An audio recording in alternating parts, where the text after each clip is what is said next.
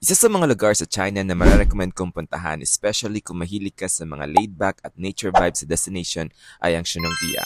Honestly, isa ito sa mga lugar na gusto ko talagang balikan. Ang Shunongjia ay isang sikat na nature destination sa China na kilala sa malamig nitong klima, mataas sa bundok, at mga kapal na kagubatan. Madalas itong tawaging nature paradise dahil sa sobrang gandang tanawin at sariwang hangin.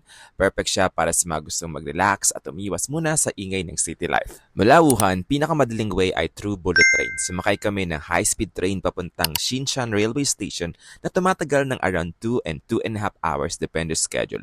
Sobrang bilis ng train nila pero very smooth at komportable sa loob habang pinagmamasdan mo yung magandang view sa labas. Pagdating namin sa station, sinundo kami ng bus papunta sa first destination namin which is the Rainbow Bridge sa Shunongjia Forest District.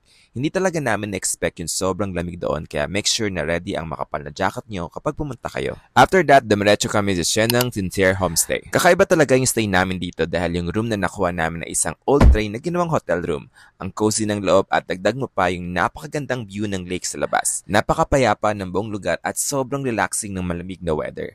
Dito rin kami nag-bonfire habang kumakain ng authentic grilled food nila. Sobrang saya talaga na experience na yon. Hindi lang train rooms ang available dito dahil marami silang ibang klaseng rooms na pwedeng pagpilian. Sayang nga lang at overnight lang kami dahil sobrang ganda talaga ng place. Kinabukasan, pumunta kami sa Shenong Peak at Muyu Town pero sa hindi inaasahan, inabutan kami ng sobrang lakas ng snow at ulan kaya halos wala kami makita sa view deck. Hindi rin kami prepared sa malakas na hangin at pinagsamang snow at ulan. Pero kahit ganon, unforgettable pa rin yung experience dahil yung iba sa amin, first time maka-experience ng snowfall. Kahit walang view na nakita, na-enjoy pa rin namin yung moment at saya ng experience. Kaya definitely may reason pa ako para bumalik dito at makita ang tunay na ganda ng Shunongjia Scenic Area. Kung gusto mo rin mag-avail ng Wuhan Shunongjia Tour, message mo lang ang Pendil Travel and Tours, isang legit travel agency na nag-offer ng China Tour.